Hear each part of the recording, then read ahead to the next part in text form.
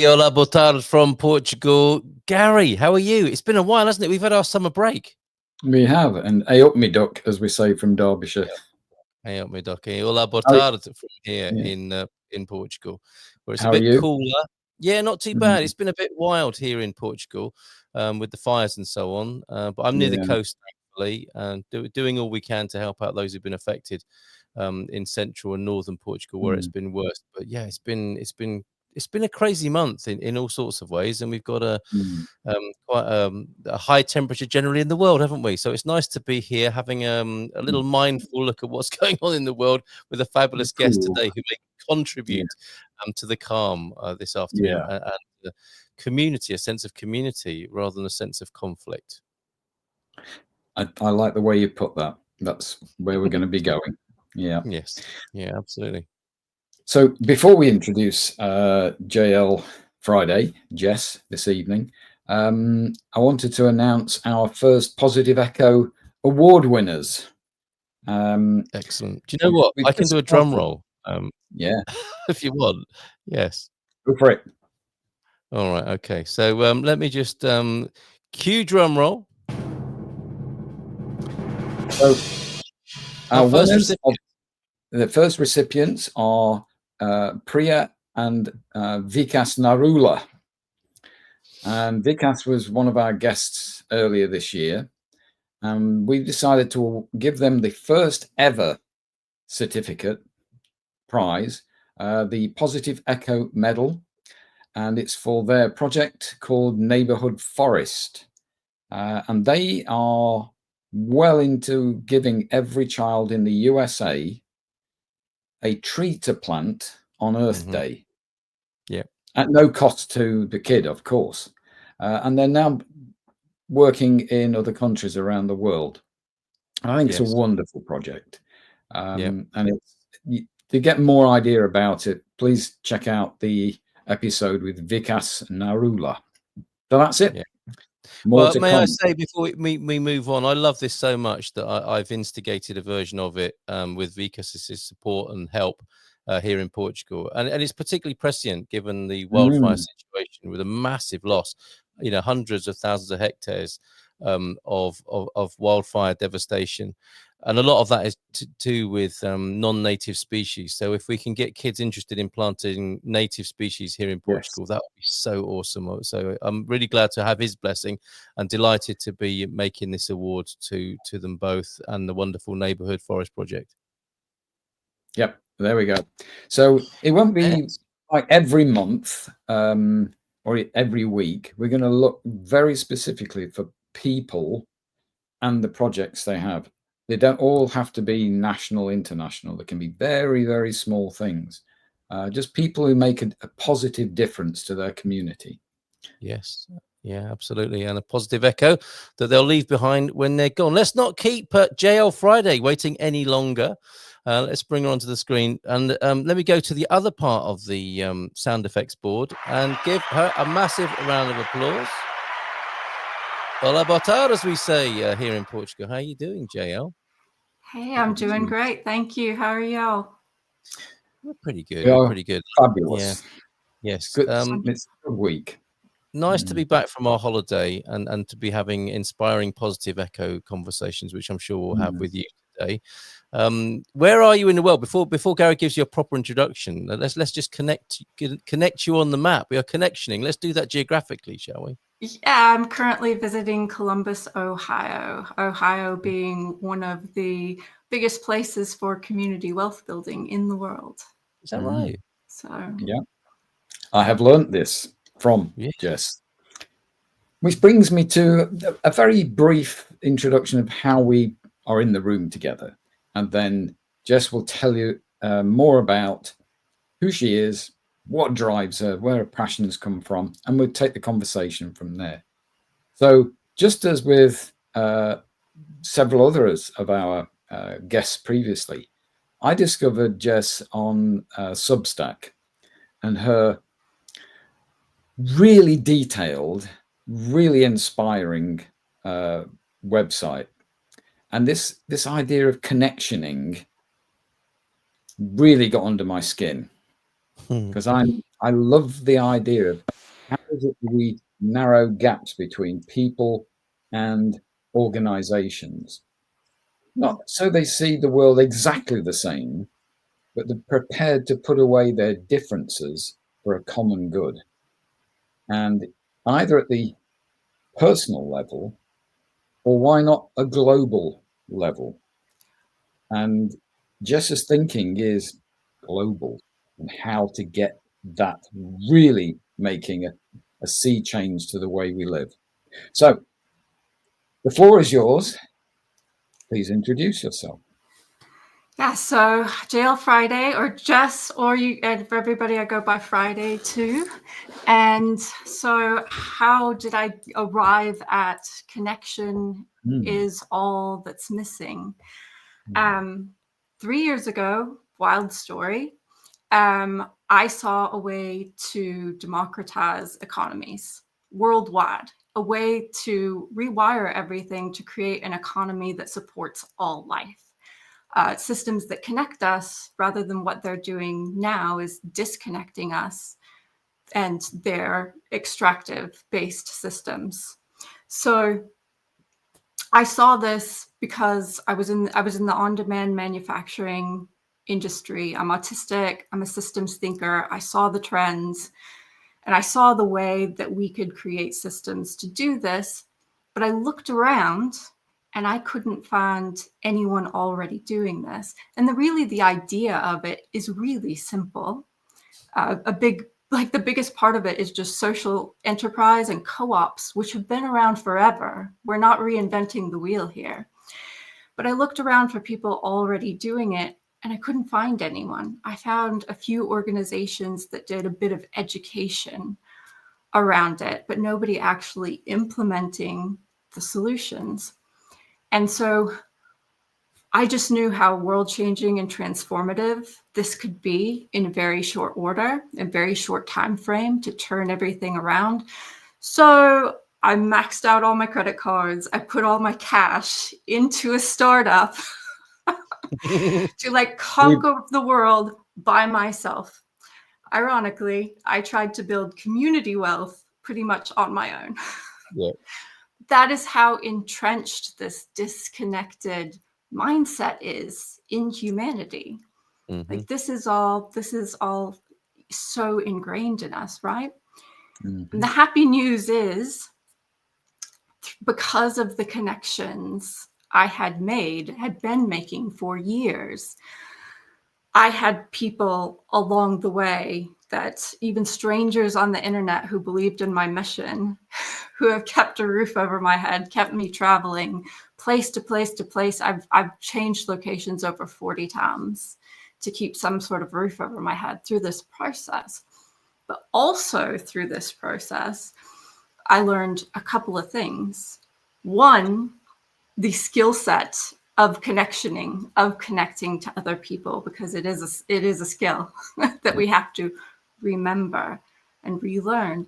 And number two, that all these movements and out there, these stones that have been cast into the water, these seeds that have been planted to make these ripples, they're all around us. I found hundreds of movements already doing it. And I noticed that the only thing that was missing was connection and coordination between these. And so it took me a couple of years to figure that out. And so now we're organizing this media company and this networking initiative that works like the Me Too movement in order to connect all these pieces. And I am a realistic optimist. Mm-hmm. There's data behind all we are doing. And what myself and some other people in the movement see now, being on this side of it, because most of the world doesn't know or see it, is that we will be able to move from this extractive economy to an economy that supports all life within the next year or two. And Cool. It all comes down, it all comes down to people's beliefs and being able to see and to connect to this emergent new world that is growing. So that's the story in a nutshell. And my brain is full of so many things, because it really comes down to all these small little things that add up and fractal out. Yeah. These little things, you wouldn't think it. You wouldn't think your ordinary actions matter, but they actually really do, because every day you vote with your money, your time, and your relationships for the world you believe is possible. Yeah. So I've got a couple of questions, if you don't mind me. Please, or I'll go all day. We're just like souls. Info dumper, welcome to another info dumper. And Carl just loves sitting on the sidelines and waiting to put these absolutely brilliant questions in. But anyway, the thing that struck me first is, when should we begin to educate on connectioning? Is this the thing that should be in schools? Should it be taught, or is it something that you learn by example? So, like, yeah, we'd love for it to be in schools. There are several people within the movement working on either getting this into the current education system or redoing the current education system entirely. You may have heard of the influencer Simon Squibb. He's one of the big ones. He wants to change the education system. And so that's one way, but honestly, everyone is a teacher, everyone is a student. And so once the world is opened up to this well-being economy, community wealth space, you sort of figure it out as you go, just by connecting in community. I mean, if you're talking about educating young people, they're getting education on YouTube and TikTok. Yeah. And right, I homeschooled my kid. Lots of people are going towards homeschooling, and homeschooling is full of neurodivergent and community wealth-minded people. And so it just depends on your area, where you are, what you want to do. These principles are just emerging everywhere. And the second thing was, you just mentioned it again, this concept of community wealth. Can you tell us a bit more about how you define that, and maybe an example? So where we want to get to is having well-being economies. These are economies that support all life, better modes of learning, of being together in community, kind of back to the village, but with the technology that we have now. And so how we get there to well-being economies is through community wealth. Now, I wanted to make a distinction in honor of Neil McEnroy and the Democracy Collaborative, who have done this amazing work in Cleveland, Ohio, and Preston in the UK. They have instituted they have put into play and implemented what is called community wealth building. This is its distinct own thing, that it takes a local economy and it creates what are called anchor institutions. And it gives the community ownership over those things. And we have seen incredible results in terms of what that does for those communities and those neighborhoods in terms of the wealth of the community. That's community wealth building. Democracy Collaborative has a guide on how to do that, how to implement that in your city. There's also Michael Muyo has written a book called Regenerative Economic Zones. This is a similar thing, and they are working in the US on connecting the economy between Greenville, South Carolina, and Asheville, North Carolina.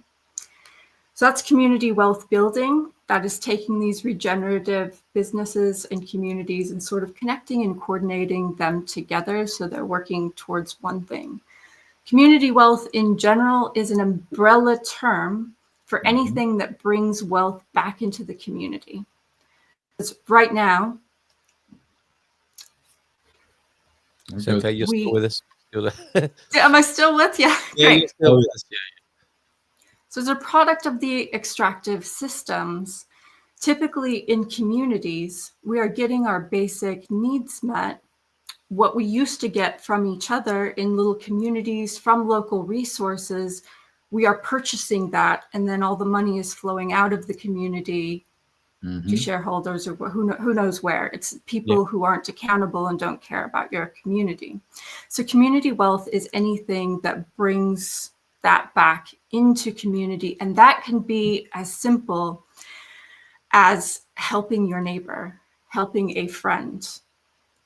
Whereas if they were going to call an Uber, giving them a ride because you're going that way. And to be able to do those things, you have to start connecting and building the community and capacity to do that with one another. So that community wealth in a nutshell. Very good. You got something you wanted to say, Carl, or ask? Yeah, I want to ask one of those brilliant questions. No pressure. I sit on the sidelines and ask incredible questions. Hopefully this is one of them, Gary and JL here. I want to just get clear myself on what this is, because I think Gary's already sold from what he knows. I tend to sit in the podcast and hear the idea for the first time and invariably get excited and inspired by it. So that's already happened to me, sort of energetically, but I need to find out sort of rationally more what it is. So my understanding is that it's a concept and a methodology. Okay, so the concept is, and I'm sold on this, the idea of a well-being economy, and what you've said so far. I've been a long time supporter of that.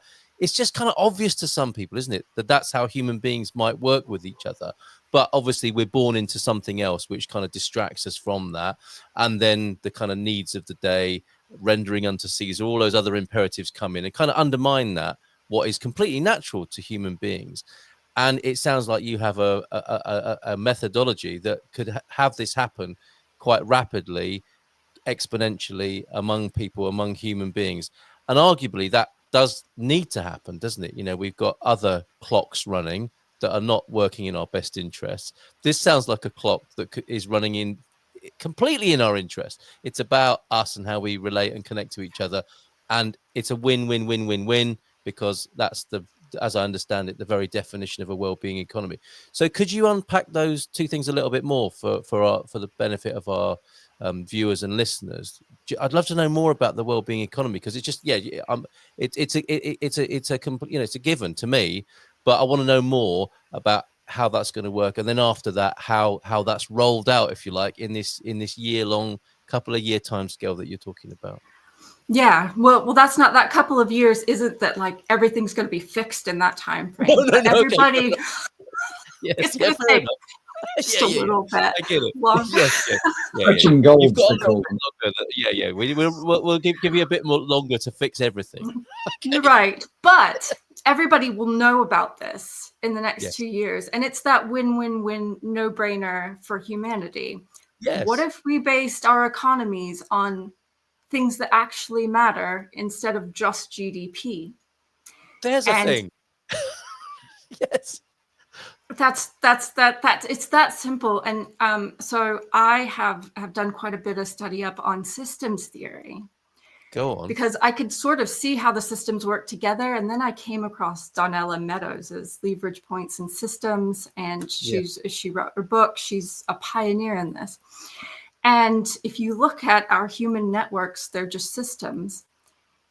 A rule of these systems is if you change the purpose of a system, you completely change the behavior of a system. Yes. Right? So if your system's purpose is to just grow profit, that is what it will do. Every single component or person in that system will be subservient to that. But as we know, there is several different people have frameworks on the types of wealth. And most of the types of the wealth in the world, if you think about it, are not money or assets. They're human capital. They're human relationships. They're your skill set, your personal growth, your relationships, your community. This is why we see, millionaires go broke, but then all of a sudden they've got another company down the road. It's because they had the other types of wealth, even if they ran out of money. They say that you don't go homeless when you run out of money. You go homeless when you run out of people. And I have found that to be true. That is the difference. Yeah. It is really, there's a whole invisible economy of us caring for each other that isn't even part of the money system, that happens, that upholds the money system. It's just invisible because we don't track it and measure it. And these well-being indicators, people ask me a lot, well, how do you define well-being? Well, you know, that might look a little bit different for every community. But the fact that you are starting to look outside GDP for one, but number two, you are looking at what's best for everyone, means that you're going to start to shift things in that direction. And that's going to, when we start reframing how we look at this, that's going to start the shift. Because I'll give you an example, Drivers Cooperative Colorado versus Uber and Lyft. So we know Uber and Lyft, the gig economy has actually, it's still fairly new, but we know that through the gig economy, they start out, or any of these corporations and everything, they start out with huge capital investments so that they can price things really, really low for people, right? And so that they can bring people in, because people are concerned about saving money. And then they make things really, really easy for people. And then they refine that over time so that once you start using that system, it's hard to break free from. And there are several human psychological principles that go into that. But that's you then voting for the extractive system, because your community doesn't own that. The drivers, they can tell you they're not getting paid nearly enough, definitely not as much as they were a few years ago. And now they're kind of stuck in the system because it's taken over everything, and they have no power other than to maybe unionize, right? Okay, so in comes Drivers Cooperative Colorado. Denver is a real hotspot too for community wealth. I haven't even begun to dive in with the investigation there of the community-owned structures, but this has been done in a couple of other places in America. And you'll see this, you'll see some projects maybe less successful, some get big and fail, but the Rocky Mountain Employee Ownership Center incubated them, and they want this to be part of a federated movement. Drivers Cooperative Colorado is community owned. Like 80% of the fare goes to the drivers, 20% to the platform to take care of overhead costs. Now, I talk about this for every rideshare I get in. I ask them, I've driven myself for the gig economy and done a little investigation. And typically they're paying like 50%. So drivers are getting paid more. Riders actually typically are paying less in this cooperative, and the profits go back to the community, and people are getting this pretty much the same service. So why, like, there's, as long as we are scaling this, and I tell people, like, they started with like $500,000 of investment. And this sounds like so much to the average person, but in the business world, I know even myself in business partnerships, $50K a month was like nothing to break. That was a very small business. And we have crowdfunded on TikTok for single people for almost $1 million for them. So we could actually, with minimal public investment or crowdfunding and the right teams, we could have one of these in every major city in the world federated together, and then people can get the same service, pay the same price or less, and give money back to that community that they're visiting or that they're a part of. I just don't see them opting to give their money to shareholders who aren't directly involved in that community when they're given the option. This is one great example, isn't it? Basically, this is the proposal. Isn't this in itself? This is just one great reflection example of the idea you're talking about. Yeah. Yeah, Yes. we have there are thousands. I'm Thousands sure of things there to are. dip your toe in here. Yeah. Yeah. It's a kind of bigger example of a local farmers market Mm-hmm. where people, and we have one in my village every month, and there's somebody who sells clothes that have come from major fashion houses, but the end of season. So rather than going to landfill, they take them, sell them, keep some of the profit themselves for their, living, and then they reinvest it in other projects. That's just one example of one stall. There's a stall that sells meat, which is done on the same basis. Every stall holder pays a fee that goes to the virtual village organization that looks after the village hall, and distributes food to the needy. So there are lots and lots of tiny versions of it. And I was asking the people who run this virtual village that organize the farmers market, what's the biggest resistance? And they said, the big retailers. They're trying to undermine us all the time. So they have a Facebook page and they get these weird comments, and they're obviously from profit-making organizations. And that's the bit that I think anybody that's setting up a scalable version of one of these community well-being organizations need to think is, how do we protect us from the people whose very wealth you are going to strip away? Because they'll do everything they possibly can to undermine it. So you have to be savvy as well as mean well. Can I add something to that as well, Gary? Is that all right? Can I add something to Gary's point there, and make it into a bigger question, perhaps? Because I'm sure that's true, and there's our internalized version of that. Because you mentioned how there was a sort of psychological part of this, I think, JL, earlier on. And we have internalized this, haven't we? And what's really interesting to me about this in terms of scalability and adoption of the really sensible, obvious idea you're talking about, I don't mean that in a bad way. It's just, I have a hunger and thirst for this myself, and have had for many decades. I see what you're talking about, and I think lots of people do, and can definitely feel it and see the benefit of it. And then we have our own, as well as the outer demons that Gary's talking about, perhaps, the big retailers or whatever, and the people who want to keep making profits. We have our own internalized version of that, don't we? It's like, we know, well, how do we make this work? We've all got to go out to work. We've got to do X, Y, and Z, which is all part of us subscribing to the status quo, isn't it?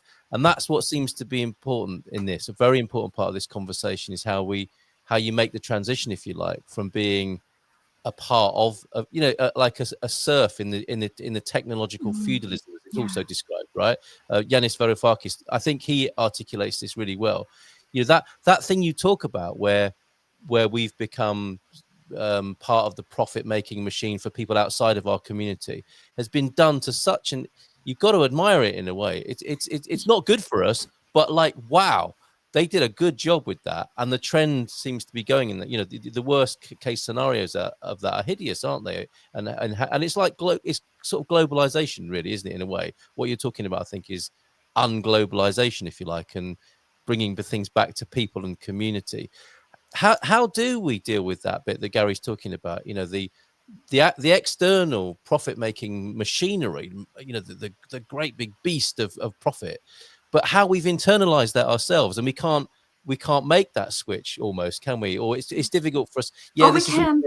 Okay. Yes. How? Go on. How? This is okay. So look, I've been a pretty poor person most of my life, and what I found is that people, we are in classes, right? We're in our groups, and that's our culture, and that's what we know. And so that the culture that was handed down to me is that rich people are bad. They won't help you. They're out to get you. They're the villain. They're the villain in our story. They're why we're poor. And I never place the blame on people, because that's not helpful to begin with.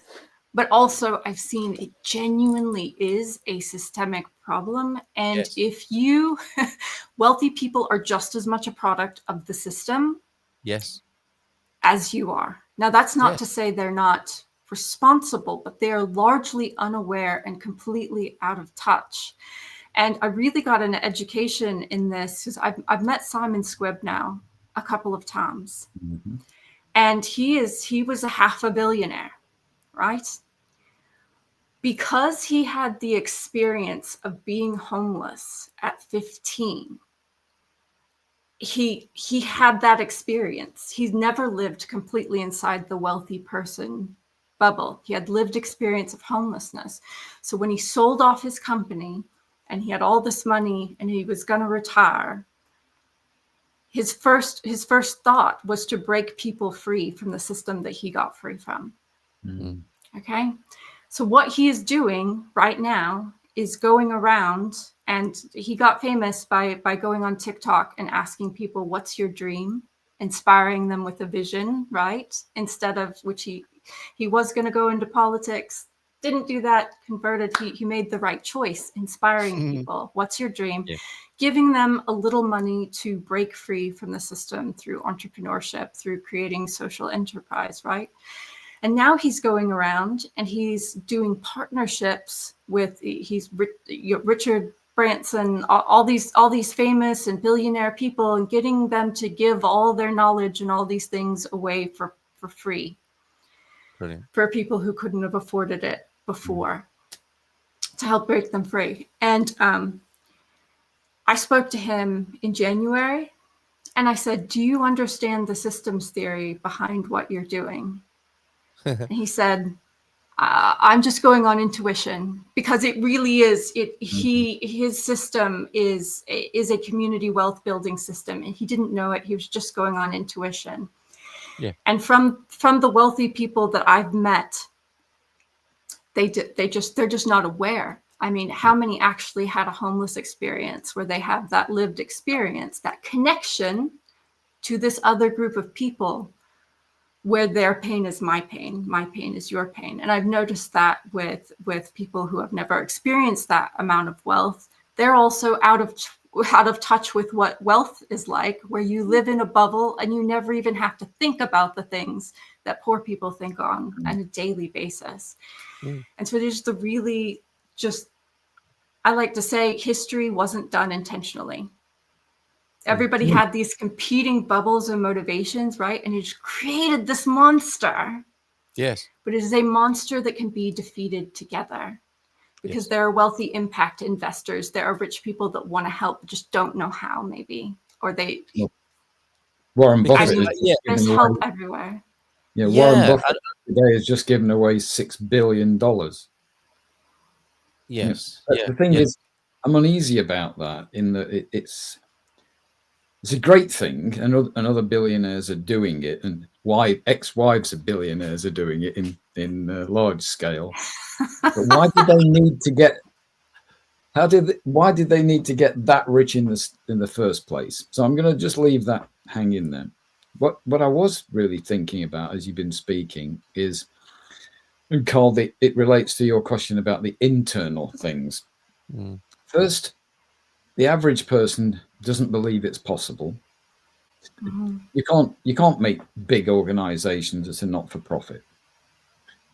And then there's this other thing I call the inconvenience of caring. The energy required to get your butt out of the seat. And for different people, that it's more energy that's required. And the bigger the prospect, the more energy you've got to put in to get over the hump, as it were. The first thing about it can't be done, well, you've already shown that it can. And I'm terrible at names, so forgive me, and I don't know whether they're still in business, but there was this gigantic tomato processing company in California. We have American benefit of for the benefit of Americans who didn't know what on earth Gary was talking about there. I'll slip into Derbyshire dialect in a minute. Yeah, go on, Madoc. They were, maybe still are, the world's biggest producer of products from tomatoes. And yet it's a completely horizontal management system. Nobody outvotes anybody else, and no profit. There's no shareholders. So the people are paid a really good salary, but they're paid depending upon their level of responsibility. So the ones that take on the most responsibility get the biggest salaries, and so on. And I've presented this company, and it might come to mind in a minute, and people have gone, that can't be true. So I show them the stock market and say, this is the value of a company that is profitable and taking profit. This is the value of this company that doesn't have shareholders, and it's 5 times as big. So it does work. So this is an example of a well-being economy on massive scale. So that removes the first thing. Morningstar, I think, is the name of the company. That's the one, Morningstar. Yeah. The second thing is, how do we reduce the inconvenience of caring? It's done on a small scale. So to join something needs to be really, really easy to begin with. So we have a local group who pick litter on a Saturday morning. Costs nothing to join. You don't have to be special. You just have to turn up, put a high-vis jacket on, a litter picker, and a garbage bag. See, a bit more American. Yeah, nice translation. You could say, well, isn't that what we pay our local council for? But they are supposed to clean the streets. But we're not prepared to pay the council enough money to be able to fund that system. So local people have taken it upon themselves. Now, you could say, oh, that's interesting. Maybe that could be an example of a small entrepreneurial organization where local residents pay them a fixed, reasonable fee, and they pay people to go and pick the litter. And also, JL, is this what connectioning is? Because that is the name of this episode, and I don't think we've dealt specifically yet with what connectioning is. So we've got the idea of, yeah, in a way, we've got the idea, the concept of the well-being economies. It makes sense, and I think a lot of people who are on this sort of wavelength and might see this can get that. Is connectioning the methodology? Yes. So what the really exciting thing about all these big projects is that, as Matt Golding of Antidote says, almost all of them started with 3 people, a problem to solve, sitting around over a brew and figuring it out. Yeah.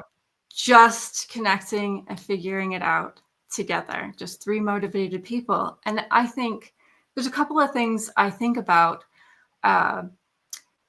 like, what is preventing more of that?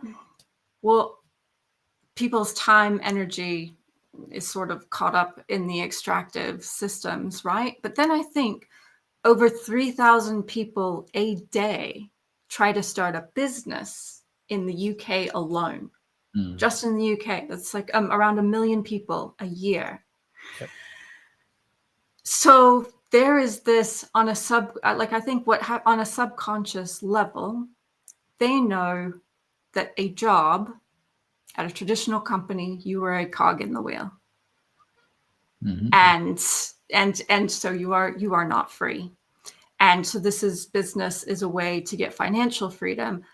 I don't think they realize that business, which I just think of as a finely tuned art of human self-organization, I don't think that they realize that that is also contains your personal growth, your community. If you start something, if you spawn something with some friends, your personal growth, your community, so many other benefits you didn't even know you were missing.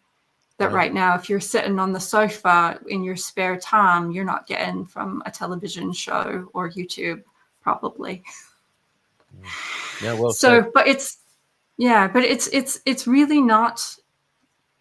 Like, we don't have to convince anyone. Like I said, there's already the momentum there with entrepreneurs, and then I'm seeing really now in America, people who are really getting strained by the system, and their first instinct is to lash back out. That's just a normal human thing, is to lash back out, strikes, protests, all this stuff that is, it's disconnection. whenever you bring that kind of energy into it. And so they simply don't know this exists. But I believe all this sort of negative energy, if they directed it into this connection energy, that we would, so they'd start those, it's the law of diffusion of an innovation, the bell curve, right? Mm-hmm. There's only going to be a small percentage of people who are they start the thing, they get it going, and they're going to stick through, no matter if it takes a month or a year. I have a friend at Help Bank, Chris.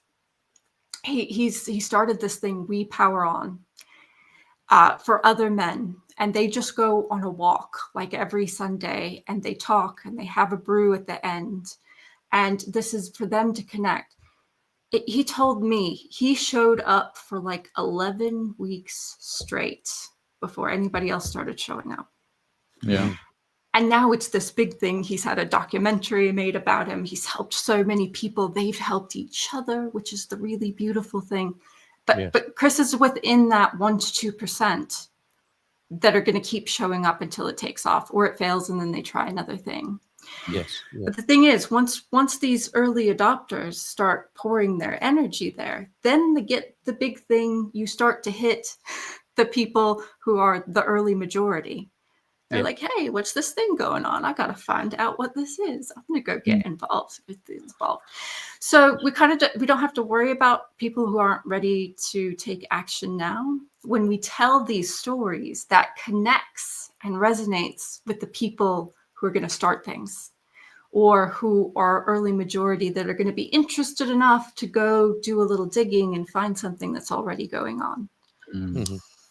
So is there a more specific methodology in terms of connectioning? Sorry, Gary. All right. Our last guest, Carl, another Carl, was talking about undividing, and there was quite a specific process to that, which was incredible. And in a way, resonances of other methodologies that are there to bring people together, and he's kind of reinvented it and refashioned it in a really attractive, concise and clear way. And I want to, as well as neighborhood forests, I want to start that in Portugal now, because Gary's introduced me to Vicas and his wife over there, and I want to have a slot on the show of undividing, where we can have a conversation with somebody and no one gets cancelled. We talk it out, and the potential of it is incredible. How is connectioning manifested? Because you also, another part of this, before we run out of time, you're a storyteller as well, aren't you? Oh Lord. Yes, and this is another part of it. How is this brought together? So we've got the well-being economy, no brainer as far as I'm concerned. We've got a kind of Stockholm syndrome thing that we're getting over, haven't we? It's like, yes, but we all need to make a living. And to answer that earlier question of yours that was put to you, what is well-being? It's basically the thing that we all want. It's why you're going out to work, because the end game is to look after yourself, provide shelter, such that when you've dealt with all those problems of the day, you have space to be with the people you love and to have peace and calm yourself. That's the well-being we're talking about, isn't it? And so how is storytelling, connectioning coming together to have this a sort of obvious thing for people to engage with? Because I think people need that. They absolutely do. And the thing about it is, connectioning is to act as a central hub, because there are so many frameworks like Carl's out there. But our point is, these projects started with just a few people connecting and figuring it out together. And we also have all these resources and frameworks we can direct you to. Find one you like, because there are so many different ways. Adapt it to your community, because your community is different and going to have different needs. The important thing is you connect and then experiment and try things. And so it acts as a central hub to point people out and give them just that first action. I put a video out on TikTok not too long ago. I said, hey, that neighbor, that friend that you've been thinking about, that thing you've been thinking about doing, getting started, go ahead and text them. Give them a call. And a woman messaged me, and that simple post got her to reach out to a friend to start something in their community, and that's ongoing and can evolve from there. But people are just, they're stepping it, if they're on the edge and they want to do something but don't know where to start, connectioning is about taking that first step. So, and you seeing the invitation is to people to become connectioners. So they're undividers in Carl's world, and they're connectioners in your world, in the way that you describe, and urge people to do on TikTok. And there's the TikTok address. Okay, sorry, Gary, go on. I was going to say, at its most fundamental, what we're trying to do is get people to fall in love with the concept of connectioning. It has to be a real gut level, emotional, I can fall in love with this. And in the telling of your stories, it's the benefits that people will want to go, well, what's in it for me? We're quite selfish species, really. But the benefits are that dopamine hit you get when you're rewarded for your own core values coming to life. So there's nothing more rewarding. There's nothing. Every survey of every job satisfaction has said money is not the thing that gives you satisfaction. It's self-worth. It's connecting. So catching it, connecting with people. It's those things that are based on love and trust and honesty and family and friends. And if you can link somebody's joining something to start with, then maybe starting something with that massive dopamine reward you get from those human connections, the falling in love with the idea of a well-being economy, it suddenly stops being just an intellectual thing. It becomes a really gut-driven thing and heart-driven. And that's really why I wanted you on the podcast. I'm so glad. We probably should have addressed the storytelling angle first, because I mean, that's how we connect. All humans are storytellers. We are. Yes. And what we found with the Wellbeing Economy Alliance did a study on this, and they found above these words, well-being economy, community wealth, it was the definition that really got to people, an economy that supports all life. I mean, most humans agree on the top, like 85, 90% of values. So we find that point of agreement of connection. And then even above that is telling these stories.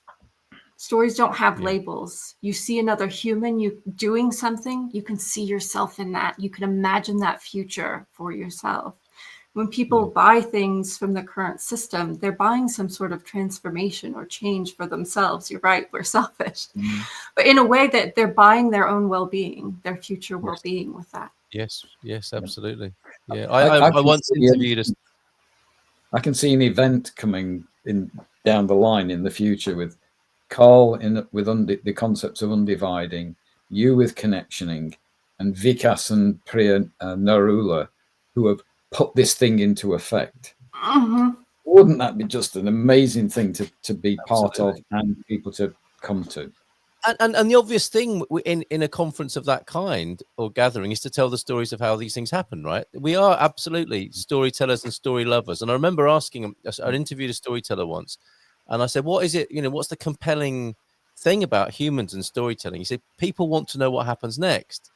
And I thought that, yes, he's nailed it with that. And the story, you began to tell a story in a way of the, three people trying to solve a problem.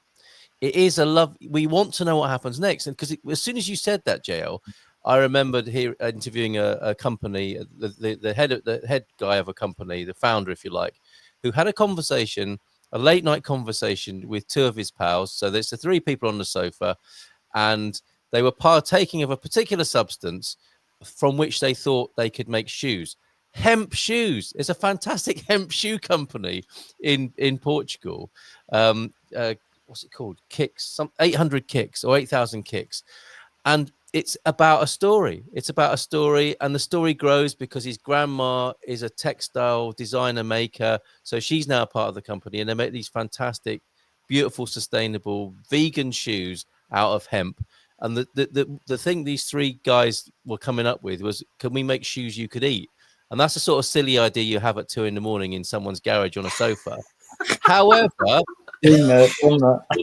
or smoke, I think it was. But no, it refined into in the light of day, in the clear light of day, and a clear head, it turned into this incredible story of a company of 8,000 kicks here in Portugal. So yeah, absolutely, stories, the connectioning. I absolutely loved that. And if it wasn't for a connectioner, Gary and I wouldn't know each other. You know, we were told by Marco, weren't we? You need to go speak to this guy. And you told that to both of us, and here we are now doing this. So connectioning is absolutely in our DNA, isn't it? And if we empower it, we end up with the world you're talking about, I think, JL. And I think also, Jess, with storytelling, we all like the good guys to win. So if your stories show good guys winning, other people go, I could do that. I can do that. Yes. So maybe we have the conference, which is only stories. Yes. Yeah. All the presenters, all they can do is tell stories. There's no PowerPoints and there's no data. You can have that in a book somewhere else. We can give them that, but you're only going to tell stories. Yeah. I love it. That's the most famous TED Talks. It's like the story per explanation ratio.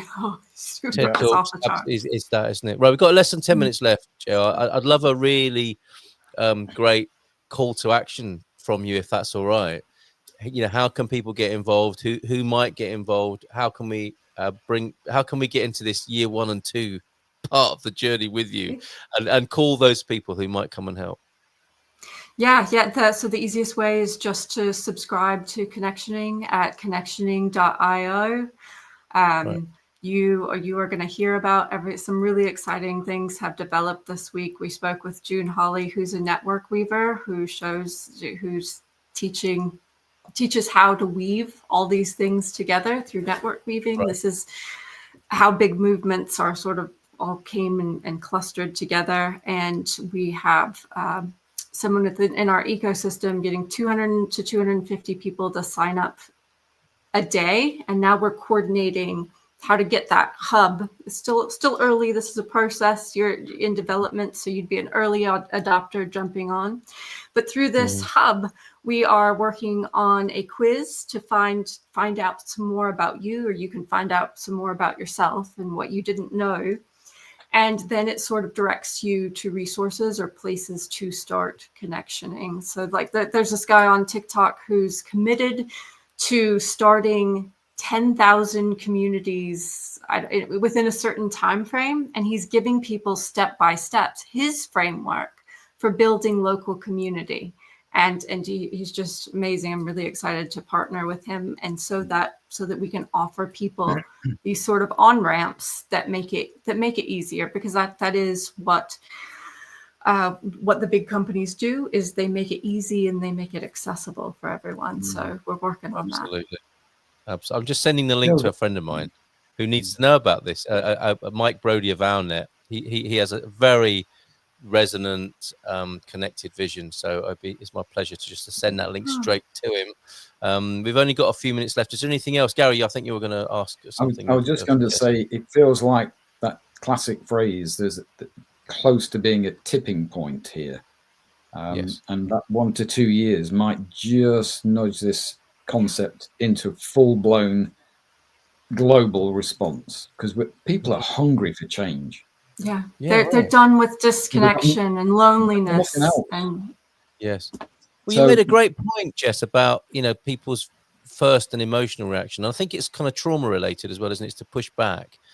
But I think fighting the existing system is an understandable response, and it puts energy that might arguably be better spent in creating a new system rather than fighting the old one, right? Yeah. Bucky Fuller said it, and it's never been truer than now. Me and Bucky, you fight the old system by making it obsolete, building the new one. Well said, Bucky. Yeah. He's never far away, is he? Fantastic. Right. Thank you so much, Jess, JL, for being here. Thank you, Gary, for bringing and mentioning that JL Friday might be a fantastic guest with the connectioning idea. Really, really great to talk to you today. Did you want a lot? I think we have an and finally, but before we do that, is there anything else that needs to be said by you to anyone who might hear this? To you, you, that's Jess. It. I mean, go to connectioning.io, right, basically, and find out there. Yeah. Okay. Thank you for being here. Thank you for doing this work in the world. Really, thank you for having me. Thank you all so much. You are such gems. It's been a pleasure. Well, thank you. I'm not sure about that. You are sending out so many ripples.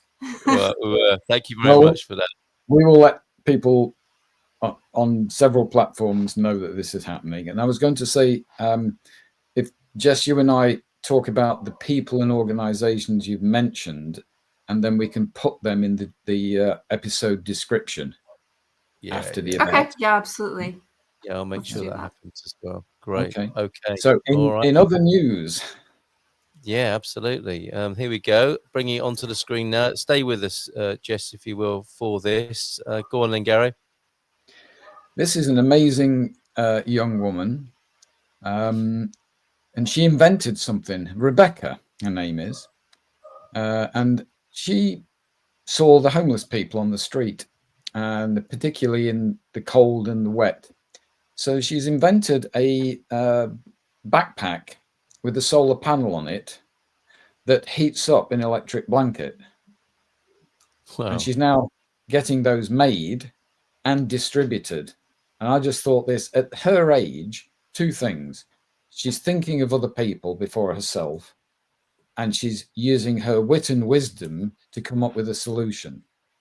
Should be shouted from the rooftops. Yeah. And that's on the BBC. You know, they have a very well hidden section on good news that I occasionally delve into. Yeah, it might spoil the general run of things. I don't have too much good news on there. So Rebecca, is her second name Young? Let me just have a look. She is, this was shared. Thank you to Jonathan Geddes for this, BBC Scotland News, published on the 14th of August. It's definitely Harry Potter vibes going on there. Glasgow Rebecca school Young. pupil. Yeah, Rebecca Young, 12, when she designed a solar-powered blanket, which engineering firm Thales then turned into reality. Hopefully, its use will be evolved from the street, so it just won't become a like a solution for homelessness. We want some systemic changes to homelessness, don't we? Of course, but in the meantime, what a fabulous idea that she's come up with there. From such a young and wonderful mind. Her naivety overcame any inconvenience in the way of caring. Yeah, that's she didn't know that existed. We have to be programmed to feel it's inconvenient. So I think part of connectioning is deprogramming those selfish vibes that we didn't have when we were 12. We learn them somehow later. Yeah, adulteration, I think they call it. We need to kind of heal. I suppose it's healing as well, isn't it? It's healing work and getting over those wounds, if you like. Jess, fantastic to talk with you. Gary, thank you so much, and everybody who's tuned in. Just put a couple of comments on the screen. Great stuff. That was for you, I think, and the connectioning idea from our friend Mel, who lives in Portugal, who I think resonates with these ideas. Nubianet, thank you for being here. And Hugh as well. Good evening to you as well, Hugh. And look, love this conversation, says Tasha, who's in the United States and listening this afternoon. Wonderful. Thank you very much indeed. We'll be back next week. We've had our summer holiday now, so we're back next week, and we look forward to. Or is it 2 weeks' time? We're back in 2 weeks. 2 weeks' time. I beg your pardon. Right, so eager to be back again next week. But see you in 2 weeks' time. Thanks again, Jess. Thanks to everybody who watched. Thanks, Gary. Take care. And